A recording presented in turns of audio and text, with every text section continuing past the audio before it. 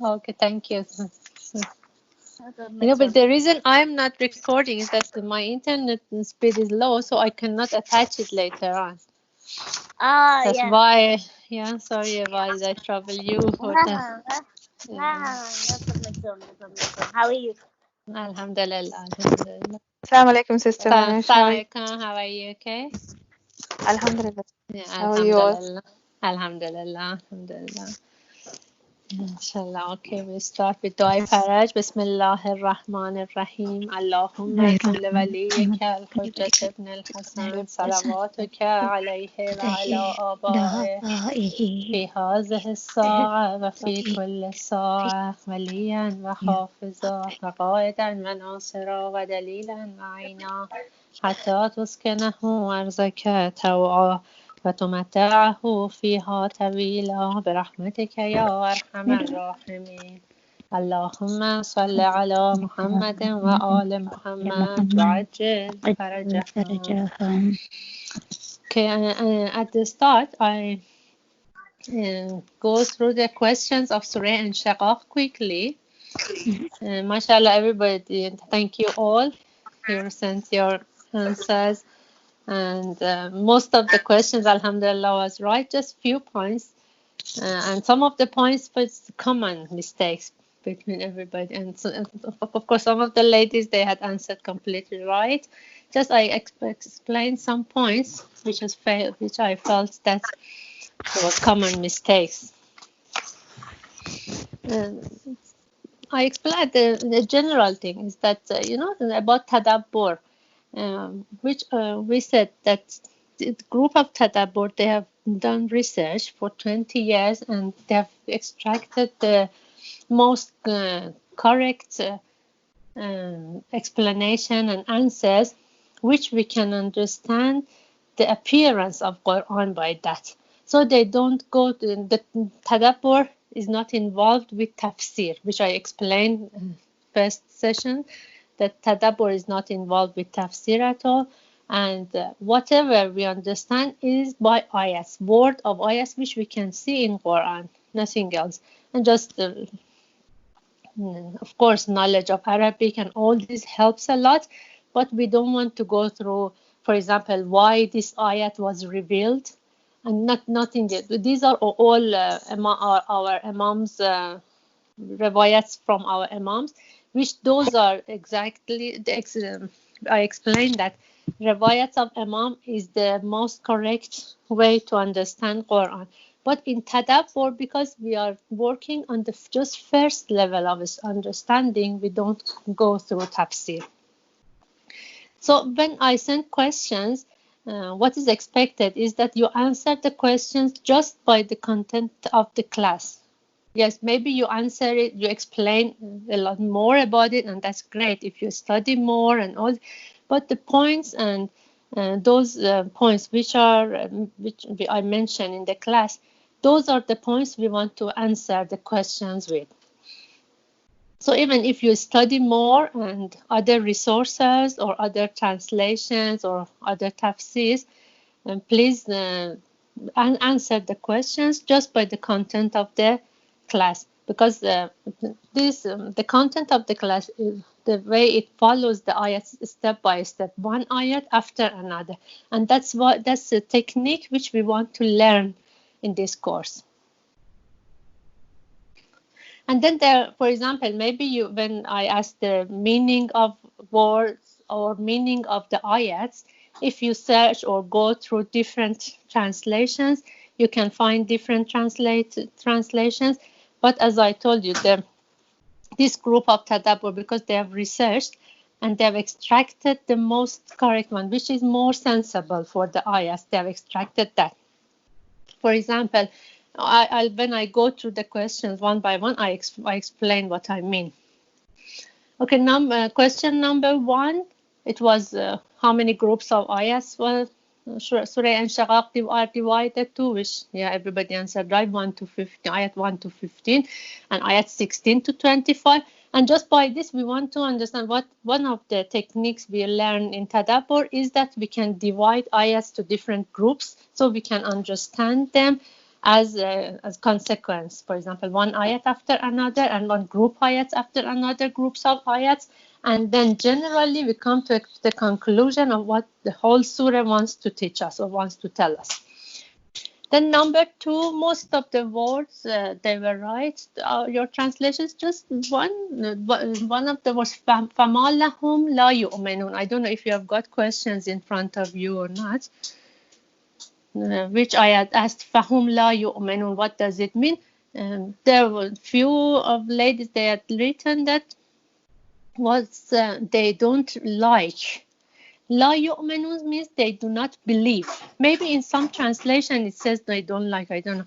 But it says what's the matter that they do not believe, which Allah wants to tell us. With all these proofs I bring examples, for example, from sama, sky, from earth, from different things. And then فَلَا أُقْسِمُ بِالشَّفَقِ and all these qasams Allah makes, shafaq, layl, night, wasaq, wal qamar, all these qasams, فَمَا لَهُمْ لَا يُؤْمِنُونَ. But with all these proofs and with the movement, we all can sense it that we are moving towards Allah without authority. So what's the matter with them that they do not believe? This is very important. Then question number 3 was, which ayat is the key ayat in Surah Inshaqaq? Yes, ayat number 6. And what does it mean? What is important on this ayat? It's that this ayat number 6 is saying that, O mankind, you are moving towards your Rabb, towards your Allah. And qadeh, cat, we explained that it has different meanings, for example, in Arabic. And if you go through translations, it says, yes, with difficulties, you are laboring towards Allah and all this. But the most sensible meaning, and which is according to the whole surah of Inshaqaq, and which is more adaptable to whole surah Inshaqaq, is you are moving towards Allah without authority. So cat means moving without authority. That is very important. That's the point of it's the main point of the question. That we moving without authority. And then ayat number 4, which Allah sky and earth obey their Lord, and it should be like that. 2 reasons that Allah brings these examples. We said that if Allah makes qasam in each surah or bring examples, definitely there is a reason and there is a connection of meaning between these ayats of qasam or reasons with the ayats after that. So when Allah is saying bring sky and earth as an example, that they listen to their Lord on the day of Qiyamah and they cannot disobey their Lord, there are 2 reasons behind it. One, Allah wants to say that if earth and the sky, with their greatness, how with their glory, with their grandeur and with their greatness, how with their azamat, how big they are, how great they are, how great they are, and with all their glory and greatness, if they cannot disobey Allah, who you are, O mankind, you are nobody. Because if we compare ourselves with sky, we are just one point in front of sky with its greatness. Or if we compare ourselves with the earth, with that huge earth, with all the glory in it and all this, if they cannot disobey Allah, who you are, mankind, that be able to disobey Allah on the day of Qiyamah? Because these ayats are explaining the day of Qiyamah. Because when sky is, for example, when it says that the earth is leveled and all this happens to sky and earth, these are not related to now. These are all related to the time of Qiyamah. So it's not that, for example, I just tell Hadi quiet, Hadi, shh, please, okay, fine. So it's not that, for example, they don't have authority to disobey Allah, and we have authority to disobey Allah. No, because it's not related to our life. These ayats is as-sama'u shaqqat wa azanat li rabbiha wa huqqat wa iza al-arzu muddat, and all these are related to the day of Qiyamah. So the reason is that when they cannot disobey with their greatness and with their glory, they cannot disobey Allah, who you are. So you are nobody to disobey. So you are not, you don't have that power to disobey your Allah on the day of Qiyamah.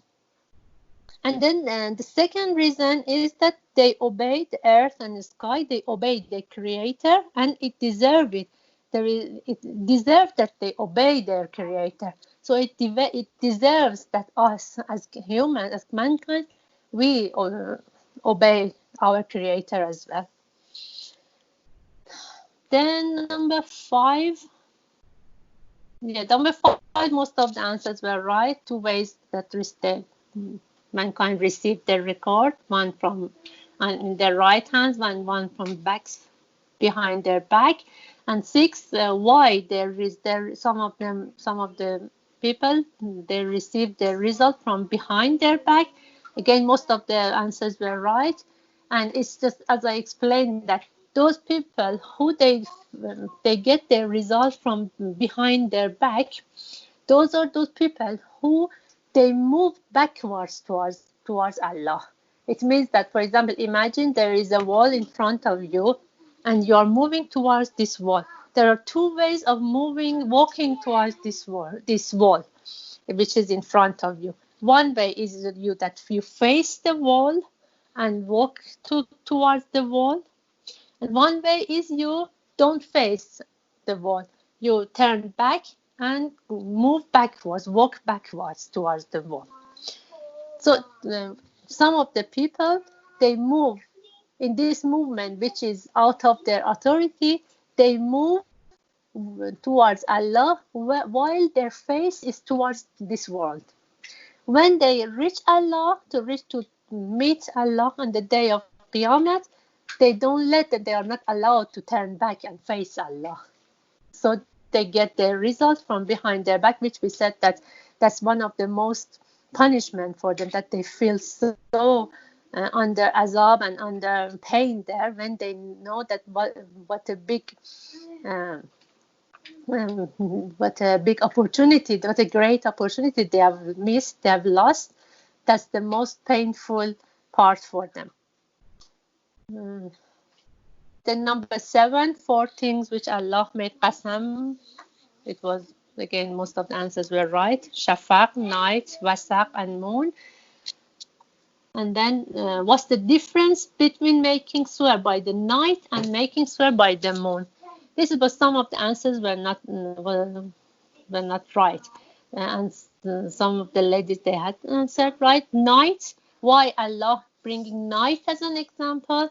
We said that all these night, moon, and all these examples, night, moon, shafaq, wasaq, and all these, Allah wants to tell us that according to their movement, which is stage by stage, you are moving stage by stage. لَتَرْكَبُنَّ طَبَقًا عَنْ طَبَقٍ.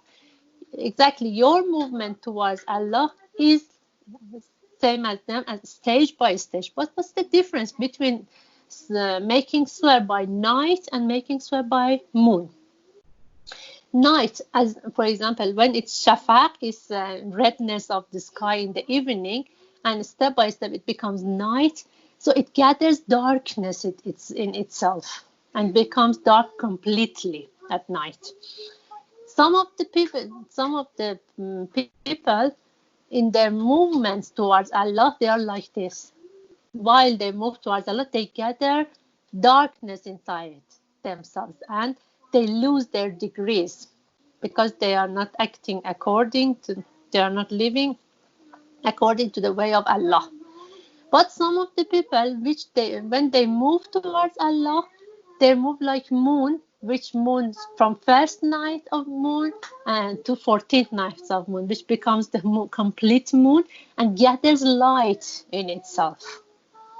So some of the people in their life are like that. That's why Allah brings night and moon. Some people, when they move stage by stage, they lose light and gather darkness. Some of them, they gather light, and they will have a very good quality meeting with Allah. Number 9, in ayah 20, when Allah says, what's the matter with them that they don't believe? What does Allah mean? Allah wants to say that by all these examples I brought, that shafaq, wasaq, tasaq, and at the start of the surah is as-sama'un shaqqat, is al-arzu muddat, wa azinat li rabbiha wa huqat.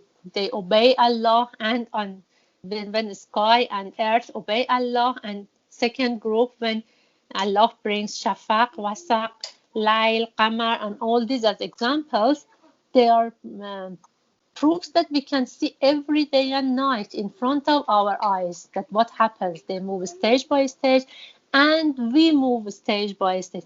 So Allah is saying, with all these proofs, what's the matter with them which they don't believe? It means that there is no excuse for them not to believe. It's so clear. And that's the reason Allah is saying, فَلَا أُقْسِمُ بِالشَّفَقِ. I don't make swear by shafaq. It means that it is so clear that I don't need to make qasam. And then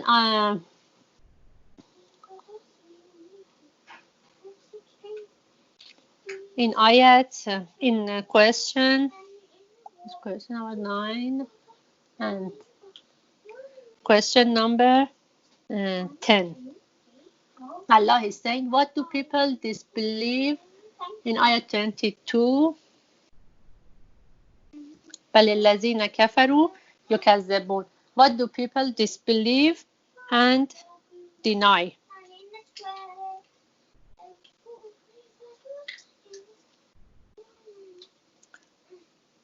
What do people disbelieve and deny?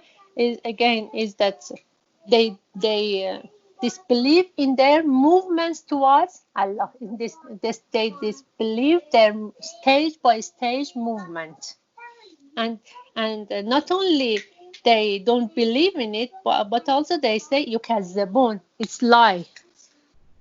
And it's by saying that it's lie, they mean that who says these things is lie. And na'uzubillah, they say God is the liar. And number 11, we said why Allah is using fabashirhum, to announce a painful punishment. Because we said that punishment, when we say Besharat is for normally to announce good news, but here Allah is bringing fabashirhum to announce a painful punishment. And the reason is that because these people, while they were in the world, in this world, they were in their this world life, they would laugh at people who would they believe, and they would say, "Oh no, it will never happen," and we don't go. They would not believe in the day of Qiyamah. That's why Allah is using their literature, the same literature now when they are on the day of Qiyamah. And another reason is that Allah wants to say that if you would have believed, and if you would have lived according to the way of life of Allah, which is said in Quran according to Islamic laws and which is extracted from Quran, then you would deserve Basharat. You would deserve an announcement for Jannah. But now you are deserve a punishment, a painful punishment. Question number 12. Allah is making exception. And what's the criteria for doing good? And which surah discussed that? And we said that the criteria is Quran, and Surah Ghashiyah is the surah that explains exactly what's the criteria. And question number 13, explain the direction of guidance in Surah Inshiqaq. The guidance of Surah Inshiqaq, again, most of the ladies had answered right, but just I bring as keys some explain, just as I explained. with few key sentences. That what Surah Al-Shaqaq wants to tell us that, oh mankind, be aware of your movement towards Allah, because some of the people are not aware of their movement and are not aware of their meeting with Allah. So Allah wants to say that you are moving without authority, and you definitely will meet Allah. So be aware of it, and the only way to rescue and to have a good quality of meeting is that you believe and do amal salih. للذين آمنوا وعملوا الصالحات. And what's the criteria for amal salih is Quran. So these are the questions of Surah Al-Shaqaq. If there is any question, I'm ready to hear.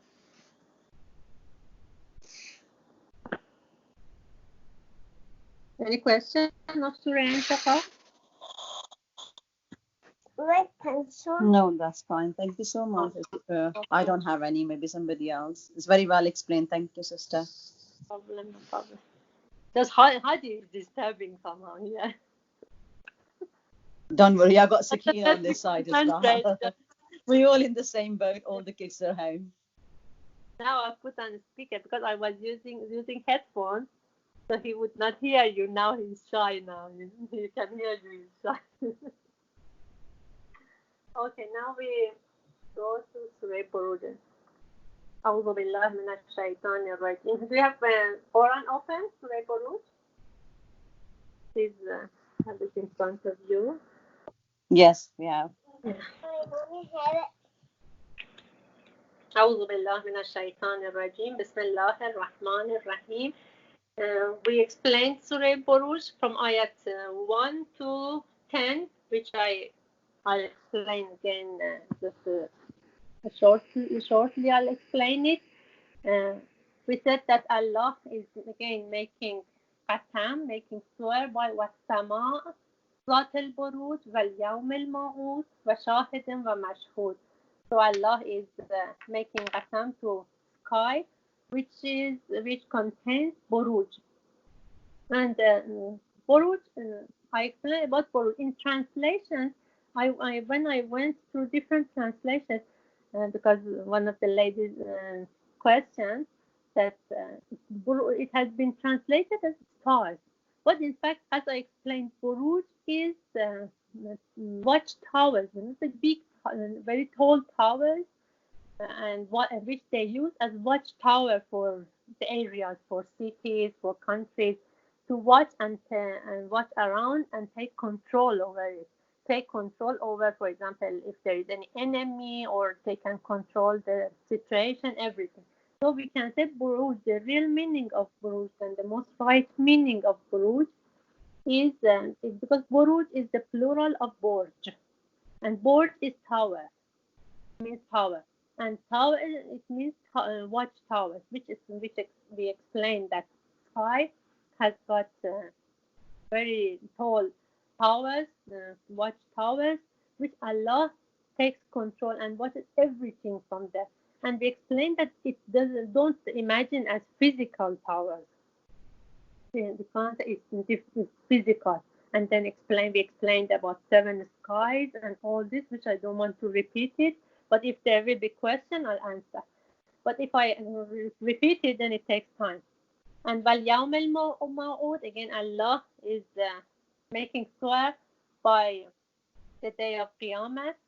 And وَشَاهِدٍ وَمَشْهُودٍ, we explained that if we go to ayat 9, وَاللَّهُ عَلَى كُلِّ شَيْءٍ شَهِيدٍ, we find out that this shahid means who is watching everything, it means Allah, because Allah is watching, ala kulli shay, is watching everything. وَمَشْهُودٍ, mashhud is what something is watched. What is watched? That is mashhud. And what does it mean in this surah? When we go to the following ayat, we understand what does Allah means by mashhud. because after that, after Allah makes swear by sky, which contains all the watchtowers and the day of Qiyamah, and in fact Allah makes swear by Himself that Washahid, who is watching everything, who is aware of everything, ومشهود, and what is watched and what is happening, and He is watching it.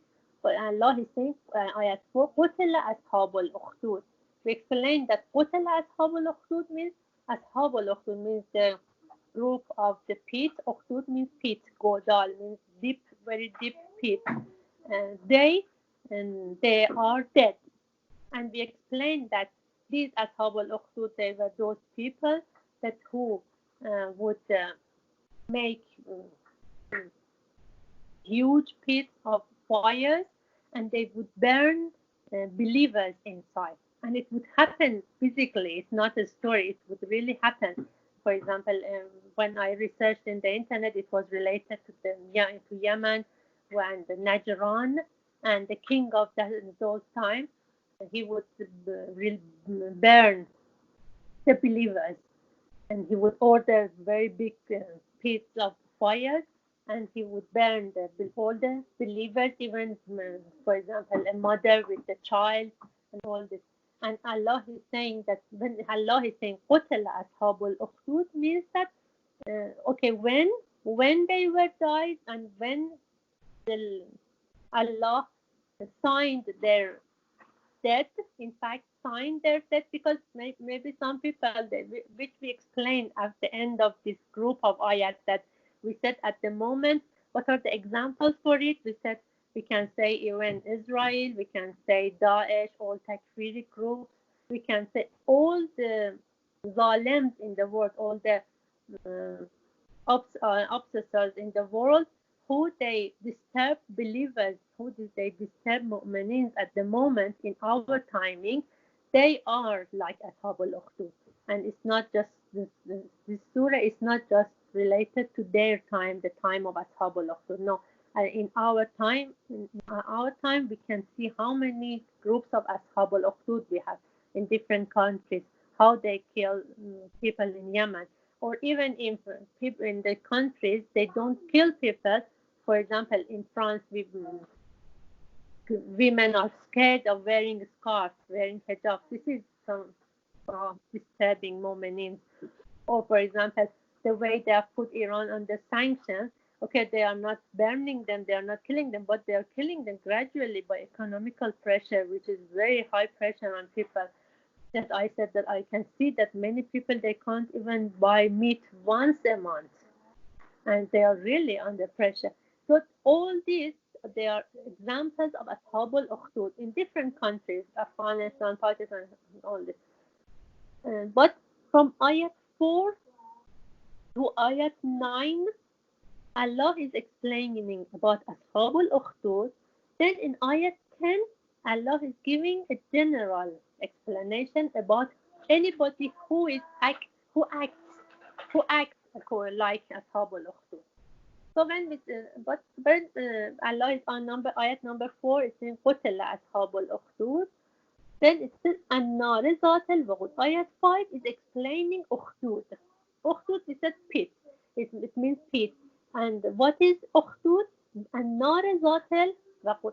We explained that because the pit they would make was that much full of fire that you could say it is itself fire. So that's why Allah is explaining Ukhdud as the fire itself. إِذْهُمْ عَلَيْهَا قُعُودٌ. Okay. And they would, when they would sit down by it, فَهُمْ عَلَى مَا يَفْعَلُونَ بِالْمُؤْمِنِينَ شُهُودٌ. And they would watch what they would do with mu'minin. They would watch while they were burning them, they would watch it. So at the same time they were killed. The point is that, for example, at the moment we see that those countries who are doing lots of zulm on mu'minin, who are disturbing mu'minin, they live in luxury. For example, their governments, they outwardly they are so happy, nothing happens to them. Allah wants to say that don't look at it like that. It's not that I don't care what they do, and they are living in calm and peace and no problem. No, I've signed their death. This exactly the time they did that, they disturbed mu'minin, they burned believers. I've signed their death, and by I've signed their death.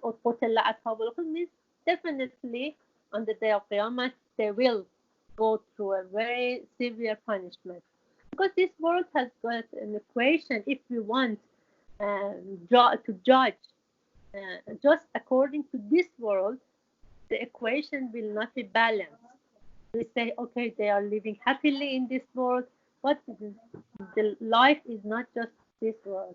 So we shouldn't. Allah wants to say that when we go through the rest of ayats, we can understand it better. That what Allah wants to say, that Allah is threatening these ashabul ukhdud, that don't think that you are free, you can continue whatever you want to do. Then ayat number 8, وَمَا نَقَمُوا مِنْهُمْ إِلَّا أَنْ يُؤْمِنُوا بِاللَّهِ الْعَزِيزِ الْحَمِيدِ. We said that what's their problem? That they would burn these believers? Nothing except إِلَّا أَنْ يُؤْمِنُوا بِاللَّهِ. They would not be against them. وَمَا نَقَمُوا مِنْهُمْ. They were not against these believers, except that they would believe in Allah. إِلَّا أَنْ يُؤْمِنُوا. So there was no other fault with them except that they would believe in Allah. And then when Allah is saying Billah al-Aziz al-Hamid, and then ayat number 9, الَّذِي لَهُ مُلْكُ السَّمَاوَاتِ وَالْأَرْضِ, Allah is explaining himself, that what was their sin that they would burn them, because they would believe in Allah. Which Allah? Who is Aziz? Means Aziz is always winner, never fails. Who is Hamid? And الَّذِي لَهُ مُلْكُ السَّمَاوَاتِ وَالْأَرْضِ. They would believe in Allah, who is the owner of all the world, skies and earth, all the world. And وَاللَّهُ عَلَى كُلِّ شَيْءٍ قَدِيرٌ. And they would believe in Allah, which Allah, who is the owner of the whole world and who is watching whatever is happening. And they would burn these believers just because of they would believe in such a great Allah. And ayat number 10, Allah is saying, إِنَّ الَّذِينَ فَتَنُوا الْمُؤْمِنِينَ وَالْمُؤْمِنَاتِ ثُمَّ لَمْ يَتُوبُوا. These people, Ashabul Ukhdud. Ayat number 10 is giving a general explanation. It's not just Ashabul Ukhdud. إِنَّ الَّذِينَ means whoever is like Ashabul Ukhdud. فَتَنُوا الْمُؤْمِنِينَ وَالْمُؤْمِنَاتِ. And I explained that fatanu is coming from fitna. Fitna, which we use in Farsi and you use in Urdu. In Arabic means that fitna means when they extract gold from gold mines, and this gold is mixed with it's not pure gold.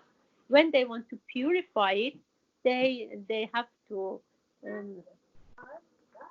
melt it, and because of different melting points of different substances has got different melting points.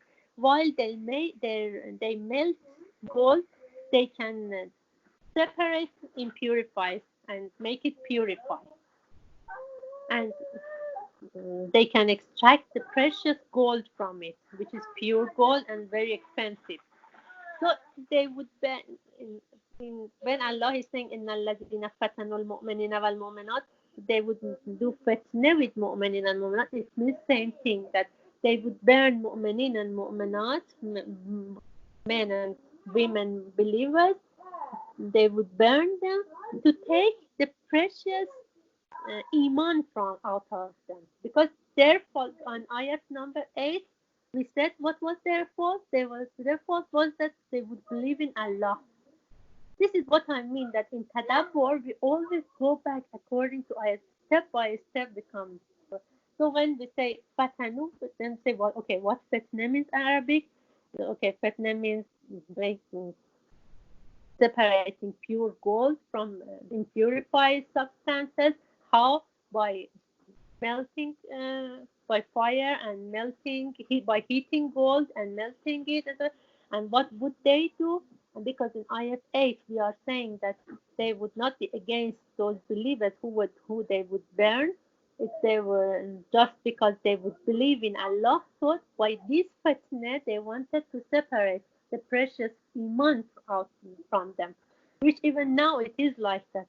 When people are under pressure by war, for example, in Yemen, in economical situation, or easily, if they are not strong believers, they can separate the precious iman from them, and they take their imans away. So when we use fitna, for me it was so attractive because before I would hear fitna, for example, even especially in Iran after revolution, every year something would happen and they would call it fitna. This was fitna. Now that I understand that what is the real meaning of fitna. And then ayat 10. So with ayat 10, Allah is saying that those people who they would do fitna, those people who they disturb, because we don't want to use burning, because burning is not just burning with fire, it can be disturbing and putting believers under pressure. So malam yatubu, and they are not regretting it. They don't want to stop it. They don't do tawbah and they want to continue it. فَلَهُمْ عَذَابُ جَهَنَّمَ. So Allah is promising them punishment, and وَلَهُمْ عَذَابُ الْحَرِيقِ, and Allah wants to say that this is a very severe punishment, and it is burning, which we explained that. And one of the reasons Allah is emphasizing on this is that is clearly tell us that nowadays, if maybe you have heard that some people they want to say that, oh no, Jahannam is not really fire, and it's just like a hospital which we go, which guilty people, Allah takes them there, and they are under pressure, and for example, for a while, and when they are treated and they are cured, they come out of it. So they just want to bring excuses, and in fact, they want to modernize the meaning of Quran. Allah is saying, no, it is azab. Jahannam is punishment of Jahannam, is azab al-hariq, is burning azab. So it is fire. And ayat 11, إن الذين آمنوا وعملوا الصالحات. Ayat 10, we had إن الذين فتنوا. So when we say tadabbur is one ayat, another after ayat, is like this. When Allah in ayat 10 said إن الذين فتنوا المؤمنين والمؤمنات, and then promised azab al-hariq and azab al-jahannam, ayat 11, Allah is saying إن الذين آمنوا وعملوا الصالحات, who they were really believers and they did amal salih.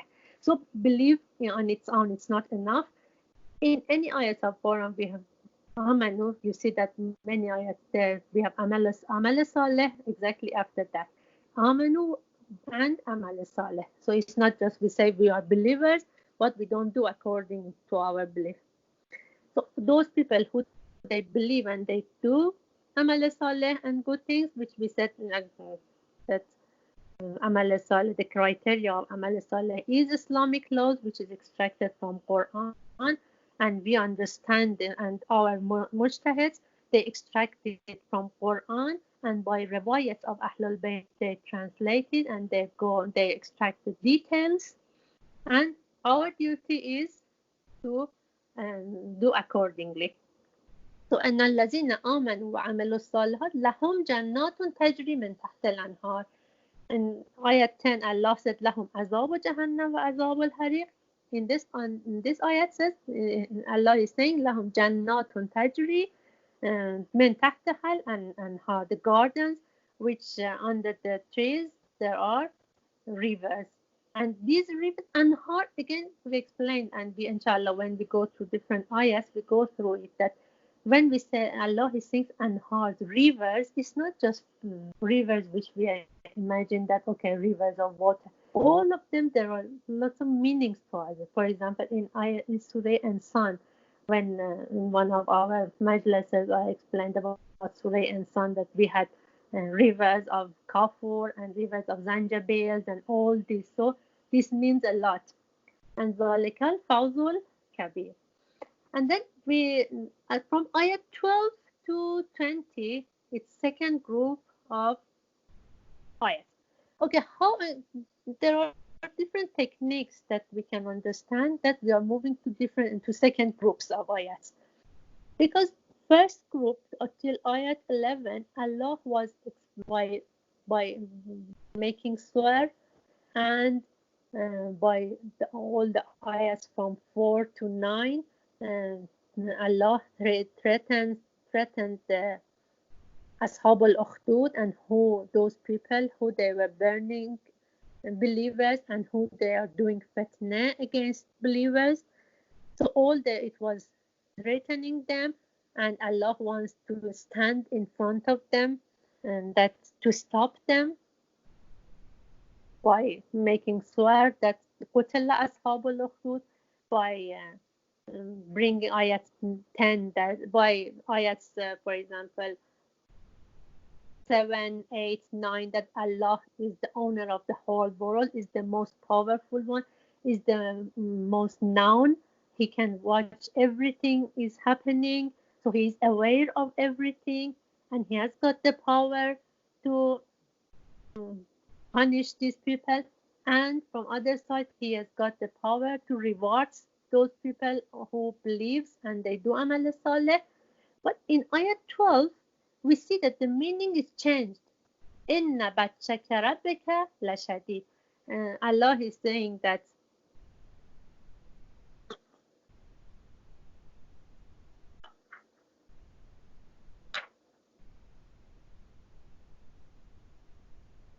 the punishment of your Rabb is severe. So the way Allah is talking is changed. How can we say that? If you've noticed from ayat 1 to 11, it was an explanation about Ashab al-Ukhdud and the people who they do fitna against believers. Ayat 12, Inna batshaka rabbika lashadid. Rabbika means your Rabb, and who is Allah is talking to from ayat 12 to 22 is prophets. So the person who Allah is talking to has changed. Before Allah was explaining generally, now Allah is directly pointing to prophet and he is talking to prophet. Why it has changed like this? Why ayat 1 to 11 was Allah was generally explaining about these people to prophet, but from ayat 12 Allah is pointing directly towards prophet, because when they were saying that, because those people who they burn and disturb believers, they don't want lam yatubu. They don't want to return from their way. They don't want to do tawbah. Okay, when ayat 1 to 11 works for them, when they come to their sense. How? I don't know if I am explaining it clearly or it is confusing for you. I explained again. If it's confusing, please let me know. I want to say that when Allah is saying all these rules about these people, Ashab al-Ukhdud, and anybody who is like Ashab al-Ukhdud, okay? When does these ayats work for them? How? When does it affect them? It does affect them when they believe in it. But if they don't believe in it and they deny it, it doesn't work for them. And the reason Allah is it's telling Prophet directly, Allah wants to say that if they don't believe, if they don't if they don't return, if they don't do tawbah, oh my Prophet, It doesn't, because by denying and by not believing these ayats, they would, in fact, they would say that prophets is liar, because all these ayats were reciting by prophet to them. And when they would not believe it, and they would not make tawbah, and they would not return from them, and they would continue their way, it means that you are liar, we don't believe in you. So by these ayats from 12 and following ayats after 12, one point Allah wants to threaten them again, that's okay, if you don't believe, you don't, these are the reasons which I'll explain, these are the reasons that you are wrong. And from another point, the reason Allah is pointing Prophet directly, Allah wants to tell Prophet that don't worry, if they don't believe in what you say, and they deny you, and they in fact they make you liar, don't worry about it.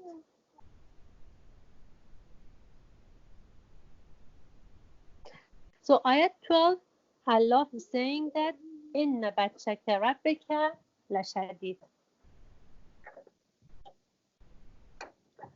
From here, please notice, please concentrate, because I want to bring reason after reason. So maybe it will be a little bit difficult to understand. When Allah is saying inna batsha rabbaka lashadid, means indeed the punishment of your Rabb is severe. Another thing I explained that generally I try not to translate the names of Allah, and I am trying to use the same title. For example, when it says inna batsha rabbika lashadid, I'm going to use Rabb. Or whenever it says Wallahu, I try to use Allah, because in fact you can't translate Allah to any other words. Or Rabb. Rabb means who has created you and who is your owner. And if I want to translate it, I have to every time I have to explain a sentence about it, that was created you and who is your owner. So just remember it, that Rabb is your owner. So wherever we say Rabb, so just imagine this, that our owner, who owns us.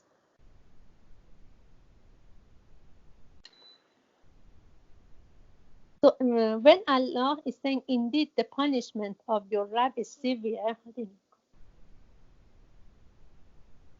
if you notice, if you know Arabic, inna in Arabic is for emphasizing. Inna means indeed.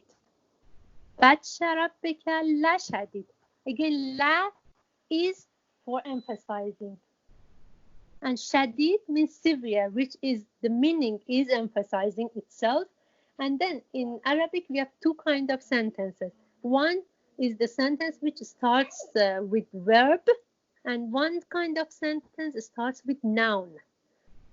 In Arabic grammar, if the sentence starts with noun, it shows that it is emphasizing something. And this sentence, inna batshaka rabbika lashadid, it starts with noun batch. So it is emphasis. So what I want to say is that there are four emphasizing on this ayat. Inna means definitely, indeed. And because the sentence has started with noun, according to Arabic grammar itself, it's emphasized. The whole sentence is emphasizing. And la shadid, la again means definitely and surely, and shadid, the meaning is severe. So the meaning is strong, severe, is emphasized. So Allah, by for emphasizing, is saying that definitely, surely, indeed, the punishment of your Rabb is strong, is severe. The grip of your Rabb is severe. Why Allah is saying that? Because they wanted to continue their way.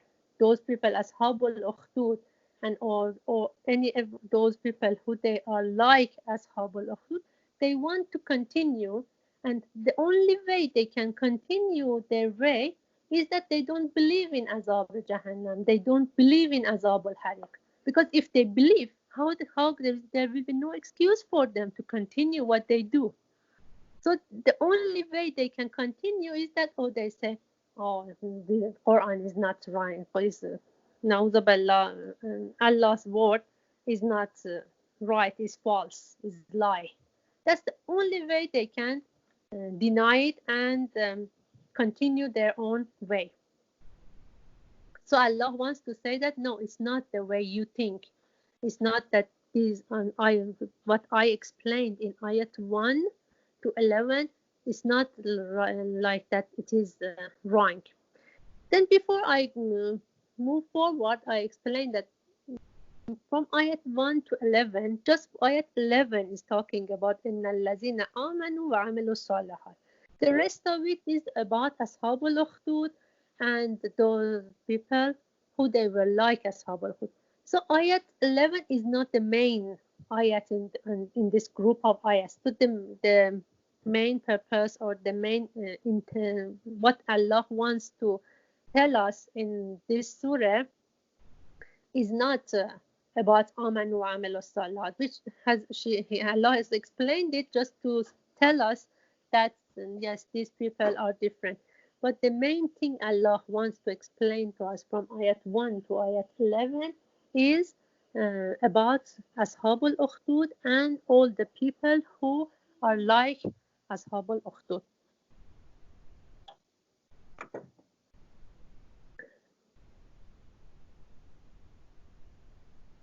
So Allah wants to say that when ayat 12 in Batsha Rabbaka la Shadid, it's not the way you think that all these I said from ayat 1 to 11 is lie and is not right. Of course it is right, and indeed and surely and definitely the punishment and grip of your Rabb is strong. Now why we are saying this? If you notice the ayat 13, innahu huwa yubda'u wa yu'id. In ayat 13, Allah is bringing reasons for ayat 12. Because innahu is like that, if, for example, we say because that or something like that. So when Allah is saying that the punishment is very strong, why? Because huwa yubda'u wa yu'id. Because he originates, yubda'u means he originates, means the creation, he originates the creation of everything. I don't know if you have heard that we say he is mabda' wa ma'ad, mabda' and ma'ad. Mabda' or yubda'u means the start, the originates of creation. Yu'id means when they go back, the day of resurrection. So indeed, he originates the creation of everything and reproduce of the day of resurrection. Means he brings everything back again to life on the day of Qiyamah. So why, when we say Huwa, he is something like that, when we explain Yubda'u wa yu'id with these two attributes, these two specifications for Rabb, which he originates the creation of everything and he reproduces everything. How can we say somebody like this is not capable of a severe punishment? How can we deny it? Who can stop him? So this is the reason. You see, why we say his punishment is batch, his batch is shadid, his grip is strong. Why we are saying that? Because he is the one who is yubda'u wa yu'id. He originates the creation of everything and yu'id and reproduce everything on the day of resurrection, the day of Qiyamah. So he is capable of everything. He is the commander and control. Everything is in his control.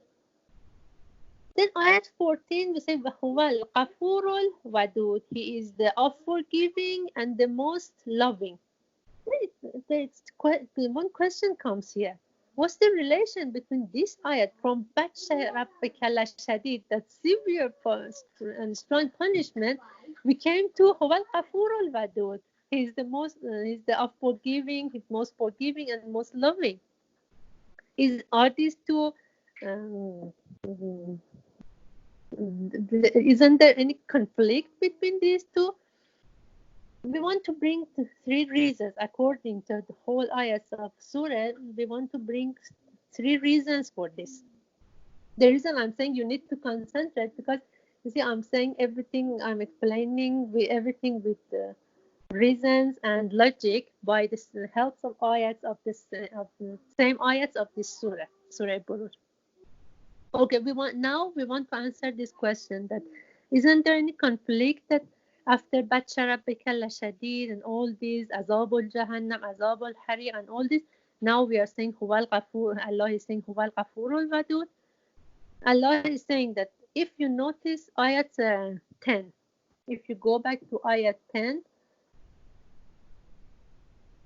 Allah is saying Inna allazina fatana al-mu'minina wal-mu'minat thumma lam yatubu. Those people who they burned, who they disturbed, believers, and then they did not make tawbah, they did not return from their wrong way. So it means that Allah wants to say that if I'm saying فَلَهُمْ أَذَابُ جَهَنَّمْ وَلَهُمْ أَذَابُ الْحَرِيقِ, it doesn't mean that I'm only punishing and I'm just there to punish people. No, if you make tawbah and you regret what you did and you return from your wrong way, I am Ghafur al-Wadud. I am forgiving and I am the most loving.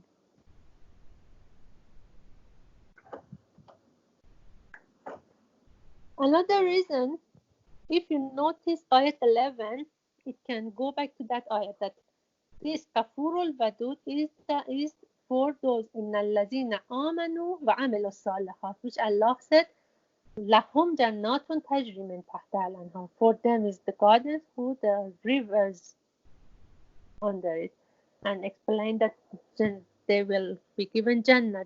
Their place will be Jannah. The third reason for the third answer for this question, that how can be Ghafur al-Wadud here, or between all these ayats, and which is the most important points of this of the reasons between all these reasons, this is the most important reason, is that Allah is saying that in ayat 13 we said innahu huwa yubdi'u wa yu'id. Innahu huwa yubdi'u wa yu'id, we said that's the reason, and that's the reason for ayat 12. That's the proof for ayat 12. Why we said Batsha Rabbika Lashadid? Because he is the originates and repeat. He originates and repeat. إنه هو يبدأ ويعيد. And then هو الغفور الودود. If you notice, we have vav at the start. وهو الغفور الودود. We explained before that in Surah An-Shaqaq, that wherever we have va at the start of ayats, it means that ayat is connected to ayat before. So Allah is saying إنه هو يبدأ ويعيد وهو الغفور الودود. Allah wants to say that, okay, if he originates everything, and if he can reproduce everything, and if his grip and his punishment is so strong, why you disturb the believers in him? When you burn those people who they believe in him, who they believe in Allah, which Allah? The Allah which was Aziz and Hamid, which Allah who was Lahu Mulku Samawati wal Ard, the owner of earth and sky, the whole world. Wallahu ala kulli shay'in shahid, who was watching, who everything is happening. And if he is yubda wa yu'id, so how can he ignore that those people who they believe in him, they are under pressure? How can we ignore it? That though he is saying that Ashab al-Ukhdud and those groups of people who disturbed people, who are disturbing people, who they believe. Believe in who? Believe in Allah. Which Allah? Who is the most powerful? Who is the most? Who is the owner of everything? Who is aware of everything is happening? Who himself is originating in creation? Who has originated the creation? And who will bring everything again, reproduce everything? He is the owner of all these, what is happening in the world. And now, in that case, you are burning and disturbing those people who they believe on him, who has got all these specifications. Then how can you expect that he ignores you? Definitely, because he is Ghafurul Wadud towards believers, that he will punish you with Batsha Rabbika Lashadid. I don't know if this is important, if you got the step-by-step meaning or not. If not, please ask me now, because I don't want to be confused. Is it clear or not? Sister, can you repeat it slightly? I'm still a little confused. Yeah, okay. If you could summarize it again, thank you, please. Yeah, Alex, I'll repeat Thank you. You know, we said وَهُوَ الْغَفُورُ الْوَدُودُ, and while where we started this discussion was that we said, isn't Ghafur al-Wadud, isn't it any conflict between Ghafur al-Wadud right after the ayats of Inna Batsha Rabbaka Lashadid? Because we are all talking about that Allah is فَلَهُمْ عَذَابُ جَهَنَّمَ وَلَهُمْ عَذَابُ Allah is Allah promises that He will punish them. And even in ayat 4, Allah said قُتِلَ أَصْحَابُ الْأُخْدُودِ. قُتِلَ is past tense. It means that they have been killed. It means that He has signed their Nabudi. I can't find unfortunately an English word for it now in my mind, that He has signed. I want to say that even if now they are living happily in calmly. For example, imagine Israel. The government of Israel or US, they are living happily. They do all the zones in all over the world to all believers, and they don't care, and they continue their life with no worries and in luxury. They have got happy life and all this. Then Allah said in Qutila Ashabul Ukhdud, that was important, that Allah said, don't think that they are living outwardly, they are living happily. No, same time they burned the believed people. The same time they sat down by the Ukhdud, by the pit of fire, and they watched what they did, which is now we can adopt it to our timing, that what they are doing to all believers in different countries. Allah is saying that I have signed their killness, that they have done their azab exactly at the same time. So they don't think that they are living with no problem now, and I will not punish them. And to emphasize that, to make them that believe it, don't deny it, don't say that, oh, Prophet is the liar. Allah is bringing ayat 12, that inna batsha rabbika lashadid, the punishment of your Rabb is definitely, surely severe and strong. And we said that why is we are saying that? We said because huwa yubda wa yu'id, He originates creation, and He is the one who reproduces on the day of resurrection. So it means He is all power. And after these ayats, He is saying وَهُوَ الْغَفُورُ الْوَدُودُ, He is the of forgiving and the most loving. Then the question is that, okay, if Allah is saying all these, promising all this punishment, what does it mean that He is of loving and most loving? There is conflict in our mind between these ayahs. We brought three reasons. We said one reason Allah is saying Huwa al-Ghafur al-Wadud, He is the of forgiving and the most loving, is that Allah Himself said in ayat 10, إن الذين فتنوا المؤمنين والمؤمنات ثم لم يتوبوا. Those who they did that and they did not do tawbah and they did not regret it and they did not change their way.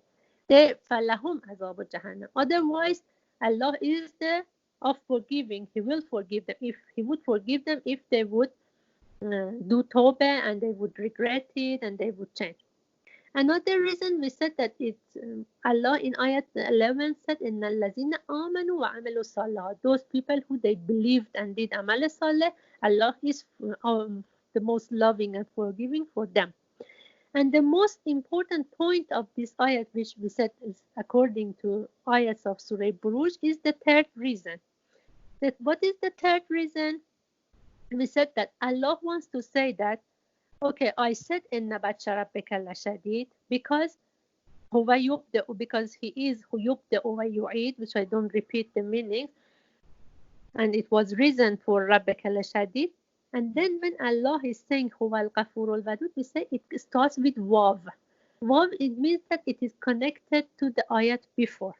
So Allah wants to say that, okay, you are burning the believers, or you are disturbing the believers with which guilt? With that guilt that they believe in Allah. Which Allah? The Allah who is Aziz al-Hamid, who is Lahu mulku samawati wal ard. These are all ayahs before. And the Allah who is ala kulli shay'in shahid. It means that Allah who is the most powerful, who is the owner of the whole world, and who is the most aware of everything. And huwa yubda wa yu'id, the Allah who originates creation and returns everything. You are burning these people, believers, with this excuse that they believe in Allah, in such a powerful Allah who is the owner of the whole world. And how do you expect that Allah, who is the owner of the world, doesn't care about his believers? How do you expect it? So, because he is Ghafurul Wadud towards his believers, because he is the most loving and of forgiving towards who they believe in Allah, so he would not ignore what you do towards his believers. While you disturb Allah's believers, while you burn Allah's believers, when you put them under pressure, just with this excuse that they believe in Allah, because in ayat 8 we said وَمَا نَقَمُوا مِنْهُمْ, they would not be against them إِلَّا أَن يُؤْمِنُوا بِاللَّهِ, except because they were believing in Allah. Okay, you are disturbing and burning and pressurizing these group of people who they believe in Allah, and Allah, they believe in Allah, which Allah who is the owner of the world, who is yubda wa yu'id, who is the most powerful, and huwa al-ghafurul wadud, and who is the most loving and of forgiving. If he is the most loving and of forgiving, he is the most forgiving in the world, so how can ignore his believers? How can he not? He doesn't love his believers. How can he be ignorant towards his believers? So definitely and surely in batsha rabbika lashadid, you know that if you burn believers, if you disturb your Allah's believers, be sure that Allah would not ignore it. And there will be azab jahannam, lahum azab al-hariq for you.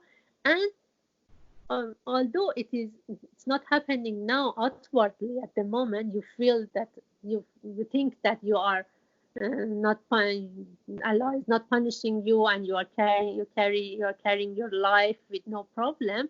وَتَلَا أَصْحَابُ الْأُخْدُودِ, your azab and your death and your azab has been signed at the when وَإِذْهُمْ عَلَيْهَا قُعُودٌ. Exactly the same time you burned the mu'mineen in Ukhdud, and you sat down by Ukhdud, by pit of fire, and you watched it. At the same time, your punishment has been signed. Your punishment paper or whatever has been signed but you think still, because you want to carry on what you do, you deny it. So there will be no excuse to deny it. Allah is emphasizing. And the reason Allah is pointing Prophet and says these things is that while he wants to threaten those people like Ashab al-Ukhdud, at the same time he wants to tell Prophet that you don't worry if they deny you and if they name you liar. No, it's not like that. And definitely, definitely it happens. The punishment happens for them. And after that, Allah in ayat number 15 is saying Zul Arshal Majid. Zul Arshal Majid means the glorious owner of the throne. It means that Arsh means commanding, commanding of the whole world.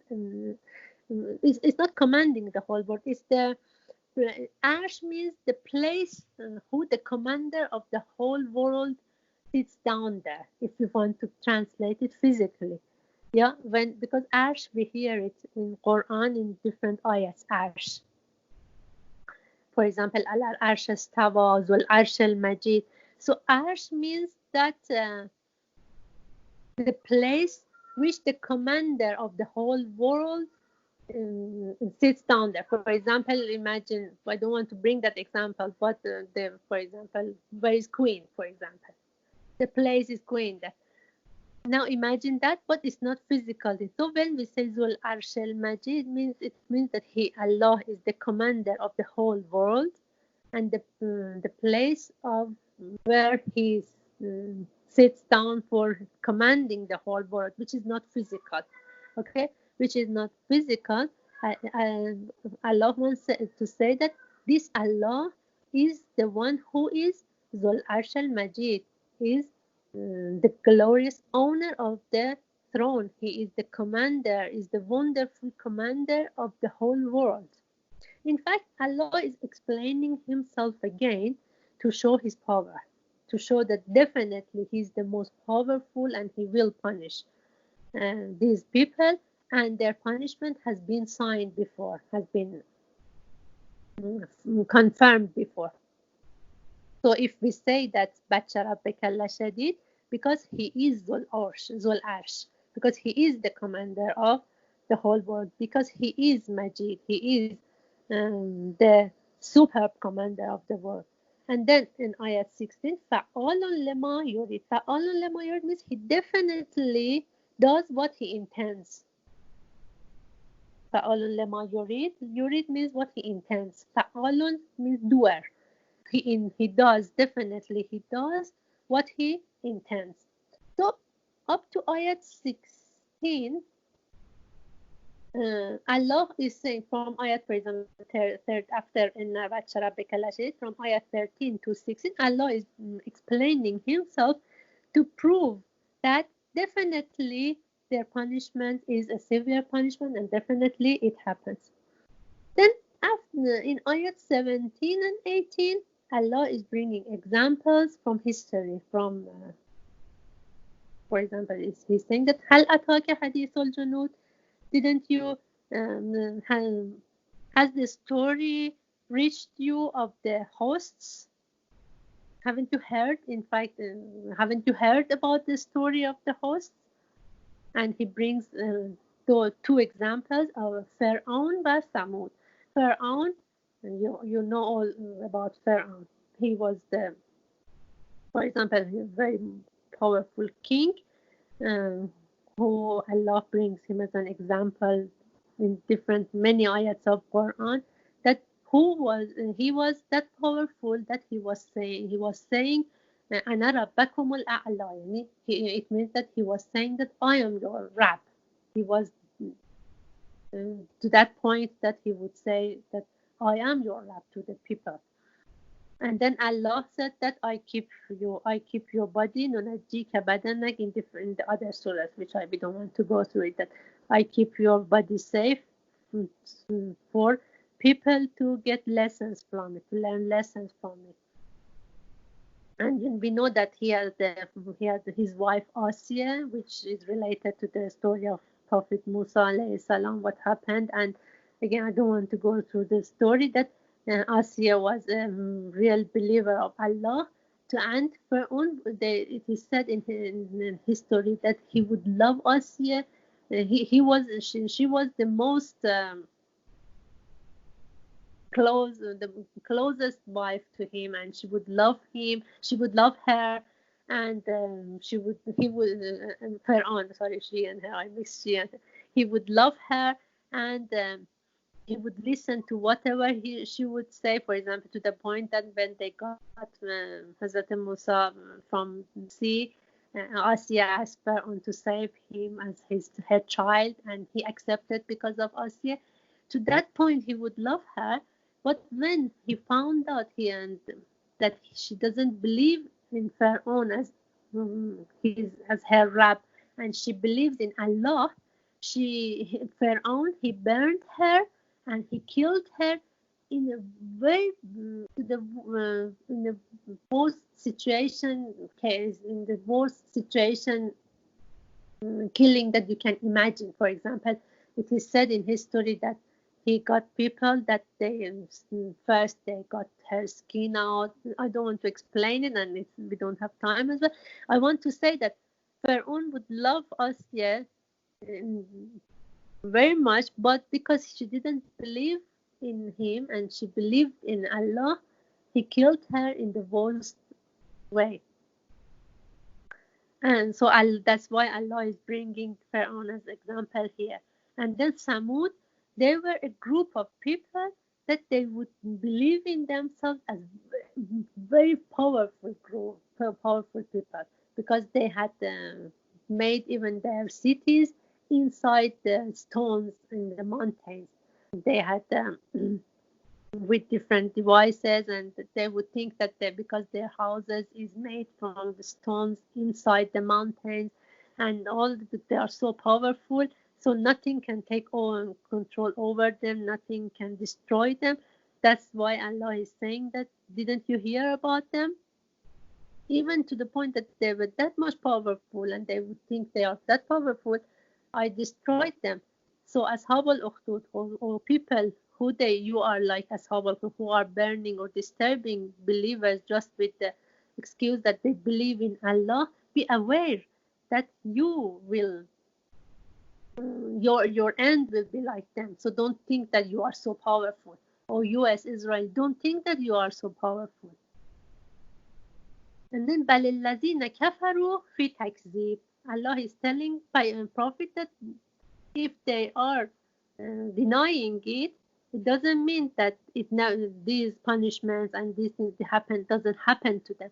بَلِ الَّذِينَ كَفَرُوا فِي تَكْذِيبٍ. Nay, those who disbelieve are in denial. Those who disbelieve are in the act of giving lie to the truth.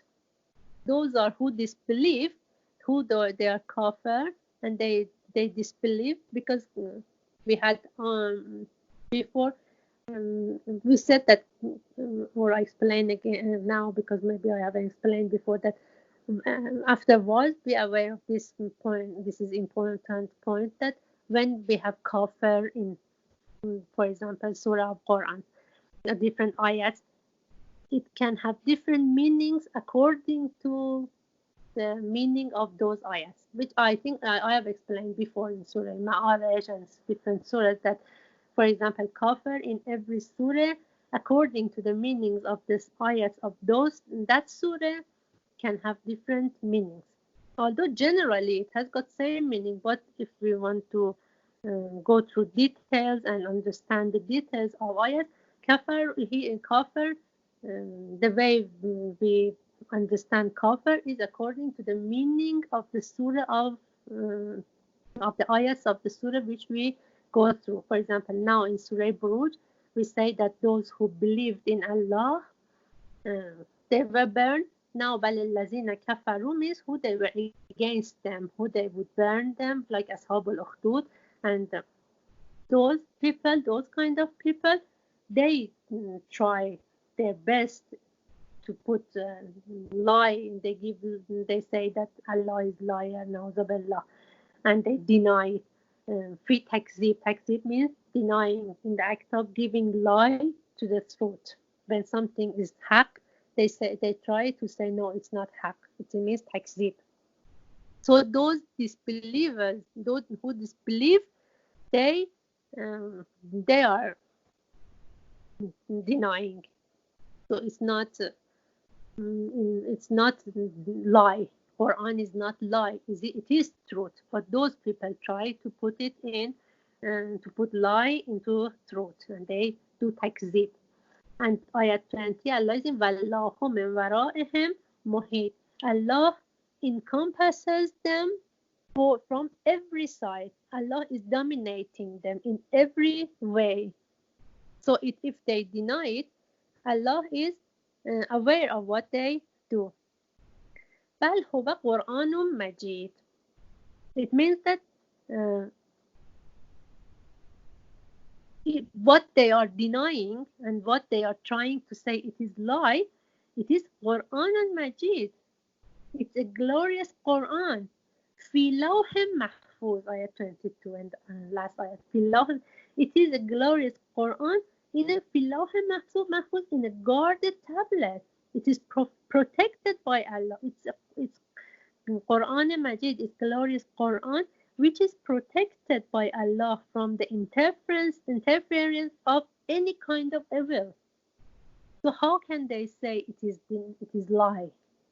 So, O Prophet, if they are not doing tawbah, if they are not lam yatubu, if they do fitna on believers, women and men and women believers, and they burn them, they disturb them, be sure, surely, definitely, shadid. Why? Because huwa yubdi wa yu'id, and what they deny it, and because they want to continue what they do.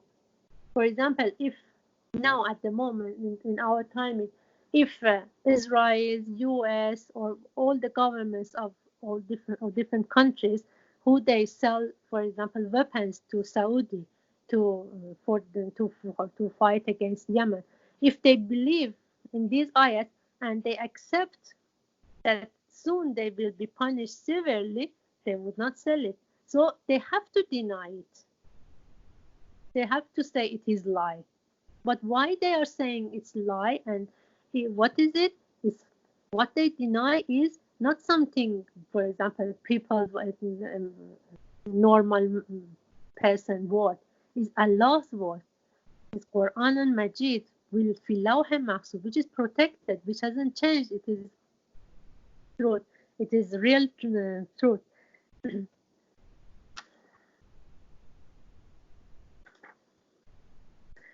So the first group of ayat number 1 to 11, wanted to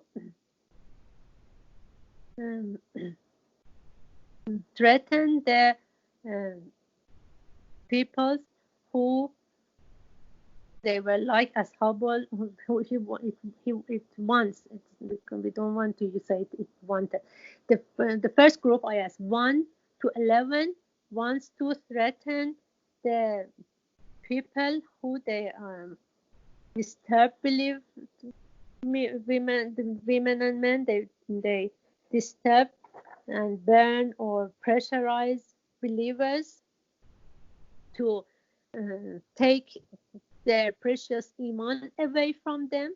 For example, they say, if you don't believe in Allah, now, for example, they say if in Iran, if you don't believe in Allah, if you don't believe in Islamic government, or US is saying, oh, we support you, we do this, we do that. Allah wants to tell them that don't think that you will not be punished, and Allah wants to threaten them. And the second group of ayats wants that, because these kind of people who they disturb believers, they want to carry on what they do. They try to deny what is Allah is saying. And in second groups of ayats from 12 to 22, Allah wants to neutralize the activities and actions of seditionists, as they want to expose the threats of God as a lie. It means that because they want to deny what Allah is saying, to carry on what they do, Allah wants to neutralize this. That no, you are wrong, and definitely it will happen. So the first group was threatening the seditionists, and the second group wants to say to neutralize their activities, which they try to deny and say these are all lies and it's not truth. What is written in ayats of Surah Buruj from ayat 1 to 11, it will never happen, and it's not truth. It's not real. It's false. Okay, just a question between group 1 and group 2. Which group is the main point of Surah? You think by the explanations of Surah? Yeah. The first group. First Yeah. group, Ashab al-Ukhdud. Yeah, the first group of ayats is the main group. How do we understand it? Now we explain this ayats. By meaning, we can say one way is that by meaning we can say yes, the first group is the main groups of ayats, and a general formula for recognizing the main points is that we notice that which group depends on the other group. If we go through the meanings and explanations of ayat, we should notice that which groups depends on other group. If we notice the second group, the first group by itself is complete. But second group, if we just go through the meaning of second group, we can see that the meaning is not complete, and it depends on the meaning of the first group of ayats. With those ayats, we can understand it. So we say that the first group is, so this is another formula for tadabbur, that we see which groups of ayats are depends on other groups, and which they don't depend. And then last point I mentioned is that the guidance of Surah. What's the guidance of Surah of Buruj? Is that prevent sedition against believers, and Allah wants to confront with the seditionists and to stop them. That be aware of what you do, and there will be definitely and surely there will be a severe punishment for you. اللهم صل على محمد وآل محمد وعجل فرجهم.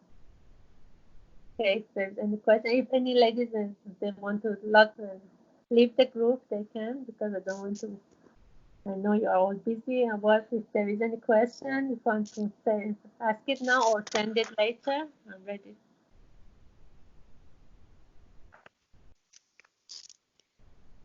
No question. Sister, yeah, sister, in ayat 14, as you said, for like وَهُوَ الْغَفُورُ الْوَدُودُ.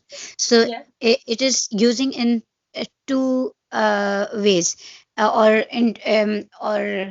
I can one is for the people who have done zulm on believers, but after that they do toba. So in one sense it is using وَهُوَ الْغَفُورُ الْوَدُودُ for them who do toba after zulm, and secondly for believers, the believers on whom they have done zulm, the like Ashabul Ukhdud, or the people like Ashabul Ukhdud who are still doing zulm on the believers.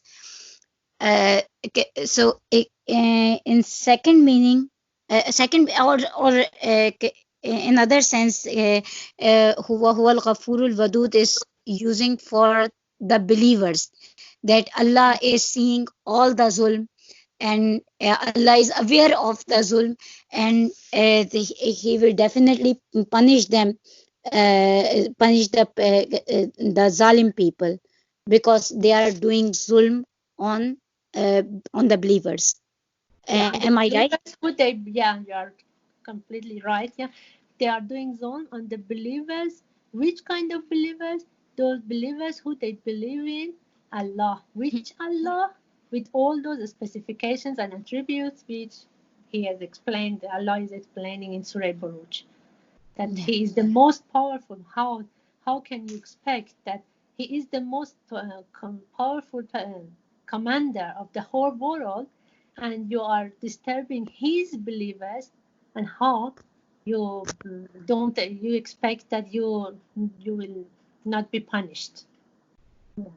So because Allah is Ghafur al-Wadud towards His believers, so He definitely He will punish you. It's like, it's like what, for example, parents, they love their children. So if they see somebody is disturbing their children because they love their children, definitely they will confront, or they will go against the person who is disturbing their children. So it is. We can bring an example like that. Yeah. Yeah. Okay, sisters, any more questions? Is it batsha mean? Is it the punishment? Batsh mean? Yeah. Batch means grip. Means in Farsi we say giraftan. This big grabs and grip. But when I search the word in English, it says grip or punishment. Yeah, means that they will be gripped by the grip of rap is severe. Punishment of rap is severe. Batch means that, yeah, punishment, grip. Yeah. And is it possible that just quickly can you tell the 4 emphasis on this surah? So how, if we look at the surah, In the batch, how we know that? I know one is for the inna, isn't it? You mean and the other is the la for that ayah number 12. So la is one of the emphasis, and the other one is inna. Yeah. And what are the other two? Because you said it's 4 emphasis. The third one is shadid itself, the fourth, because shadid is severe. So it is emphasizing by the meaning of shadid. When they say it is severe punishment, it is emphasizing on punishment, yeah, by the word of shadid, the meaning of the word of shadid. And the fourth one, because this sentence has been started with noun, we said there are 2 types of sentences. Sorry. There are 2 types of sentences in Arabic. One type starts with verb. One type of sentence starts with noun. In Arabic grammar, if a sentence starts with noun, it is emphasizing. It shows emphasizing. So because inna batsha rabbaka lashadid, batch it's noun and it is starting with noun, not verb. Yeah, because it is starting with noun. It is, for example, ayat 8, وَمَا نَقَمُوا. Yeah, وَمَا نَقَمُوا. It is مَا نَقَمُوا is verb. Or for example, we say فَتَنُوا الْمُؤْمِنَ. فَتَنُوا is verb in Arabic grammar. But here, إِنَّ بَطْشَ رَبِّكَ لَشَدِيدٌ. There is no main verb in it. We say jumla sentence is noun sentence. So in this kind of sentence in Arabic grammar, it shows emphasize. So we have got 4 emphasize.